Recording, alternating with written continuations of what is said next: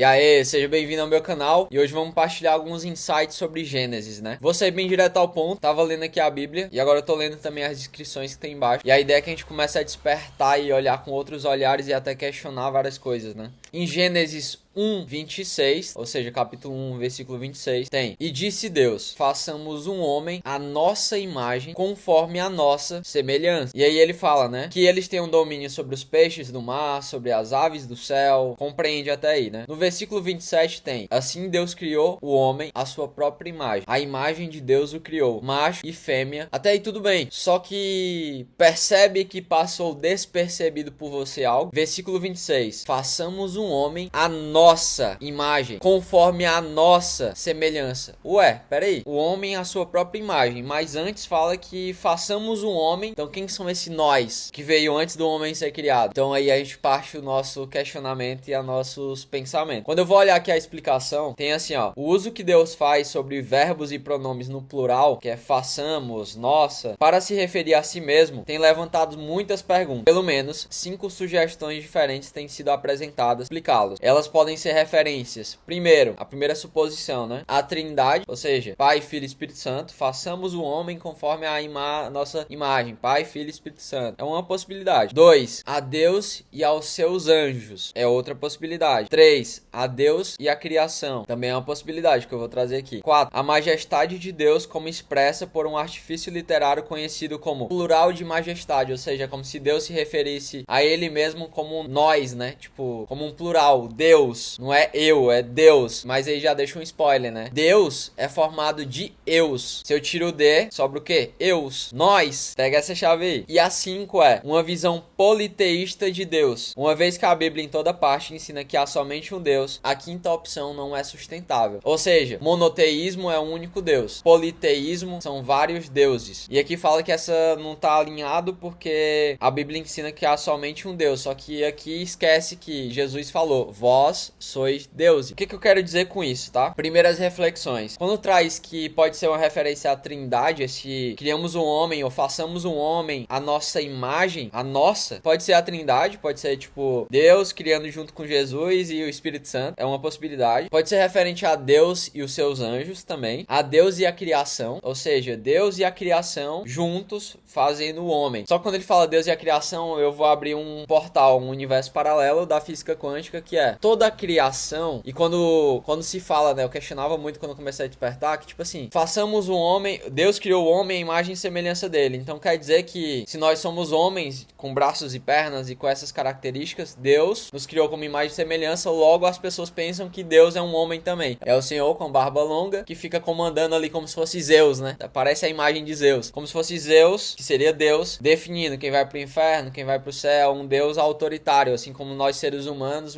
sentimos raiva, sentimos culpa, punimos os outros em algum sentido. Então eu questionava muito sobre isso, né? Quando eu começo a estudar sobre física quântica, eu percebi que o que compõe todo o universo e toda a criação? Qual é a partícula universal, digamos assim? É o átomo. E aí pra física clássica, ele parou num átomo e definiu que o átomo é material. Então o mundo é material, logo não tem causa e efeito, logo eu posso fazer mal pra você e não retorna pra mim, porque tem vários conceitos assim. Tudo é matéria, só que a física quântica foi lá e deu um zoom no átomo, né? E aí quando ela dá um zoom, chega no final, ela percebe que no núcleo do átomo tem energia. Agora vamos começar a brincadeira. Tem uma parte aqui que comenta que Deus é espírito. Outra palavra para espírito é energia, trazendo sentido em comparação com várias linguagens, várias culturas e religiões. Deus é energia. Então se no núcleo do átomo, quando eu aproximo, eu encontro a energia primordial, que é de lá que tudo emerge, que é de lá que tudo se cria. Ou seja, se nós somos energia também, mesmo que condensada, né, nesse formato de matéria, nós somos imagem e semelhança, e não só nós, tudo que há, toda a criação é imagem e semelhança de Deus, já que tudo é feito de energia, de onda, de frequência, de átomos, que é quando já começa a se organizar, né? Então tem essa explicação. Quando Deus fala, né, assim Deus criou o homem à sua imagem, é como se ele, vou explicar da maneira mais clara, quando muito se fala sobre fractais, né, que são frações de um todo, é como se Deus fosse o quebra-cabeça inteiro e nós fôssemos, e a gente fosse algumas peças. E eu poderia avançar mais ainda essa explicação. É como se alguns planetas ou alguns seres mais evoluídos fossem uma peça que compõe o todo, e essa peça é fragmentada em outras peças e aí vira quebra-cabeça dentro de quebra-cabeça até completar o quebra-cabeça inteiro. Basicamente o que eu vou te falar é isso pra tu entender. Mas nós somos fractais de Deus, né? Somos centelha divina, somos alma, somos espírito. Quando a gente fala sobre nossa identidade, nossa centelha divina, nossa alma, nosso espírito e várias outras linguagens, tudo fala sobre a mesma coisa pra provar a mesma ideia, só que com linguagem diferente, ninguém entende nada, então acho que o outro é errado e o meu que é certo. Então, a religião que vinha com o princípio do nome religião, que é religar e religar, perdeu isso. Na real, fez dividir, né? Então, a ideia é que a gente se una de novo com essas interpretações. Agora, eu quero falar um negócio bem interessante aqui. Quando eu falo também sobre uma visão politeísta, que não é aceita pelos pessoal que escreveu a Bíblia, só que Jesus fala, vós sois Deus. Quando ele se refere a isso, é porque o eu sou, que é um dos nomes de Deus, e quando nos referimos eu sou, a gente está se referindo a Deus. Quando Jesus fala, eu sou o caminho, a verdade e a vida, Jesus não está falando sobre ele ser. É uma interpretação errada. Jesus está falando assim, ó, Deus é o caminho, a verdade e a vida. Porque eu sou é um dos nomes de Deus. Então quando ele fala eu sou, ele está falando Deus é o caminho, a verdade e a vida. Quando você fala eu sou próspero, você está dizendo a parte de Deus que habita em mim, que é a minha alma, que é o meu fractal, é próspero. E aí tem um problema, mas por que eu não vivo a prosperidade? Porque eu,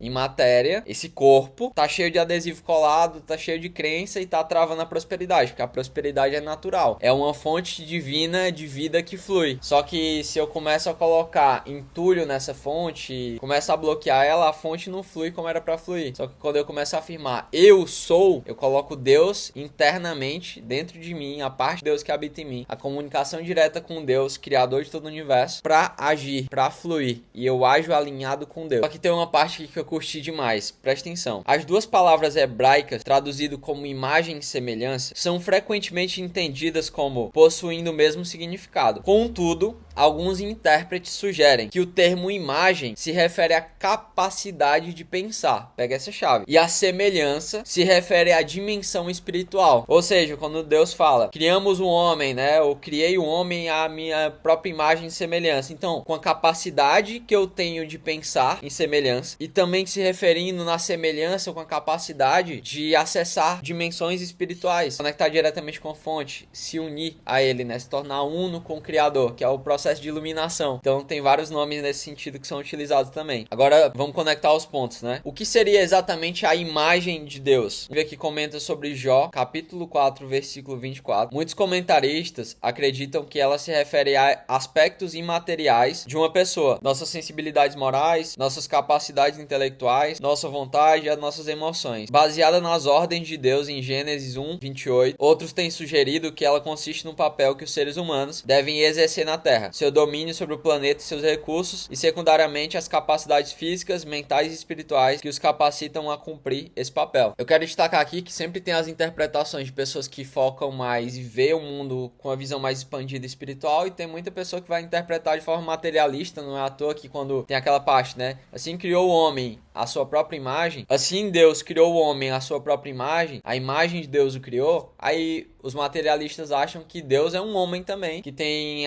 os sentimentos como o homem tem, e que vai lá, Sodoma e Gomorra, você vai pro inferno, você vai pro céu, você faz aquilo. Então tem muitas essas interpretações, né? Agora pega a chave final aqui, ó. O Novo Testamento ensina que os cristãos portarão um dia a imagem de Cristo. O que é a imagem? Pensamento. A capacidade de pensar. Tudo no universo é criado a partir do pensamento. Logo, se o homem é a imagem de Deus também, além da sua semelhança, o homem consegue criar através do pensamento. Já que ele é a imagem do Criador, ele também consegue criar ou co-criar a partir do pensamento. Tudo que é criado hoje, por exemplo, eu quero criar esse fone de ouvido. Alguém precisou pensar como seria esse fone de ouvido para que ele se materializasse depois. E quando falar semelhança, que é a dimensão espiritual, ou seja, eu tenho a capacidade de pensar e eu começo a criar em dimensões superiores até que isso se manifeste na matéria. Tem uma parte de Gênesis mais na frente que é: assim Deus criou o homem à sua imagem, a imagem de Deus o criou. Então primeiro Deus, que é espírito, criou o homem à sua imagem e semelhança, com a capacidade de pensar em uma certa dimensão espiritual, que está falando sobre criação. Depois Deus moldou o homem, e aí quando ele molda e forma o homem, que é um pouco mais na frente em Gênesis, ele forma o homem do pó da terra, e aí sim ele cria um material. O que eu quero dizer com isso? É que em dimensões superiores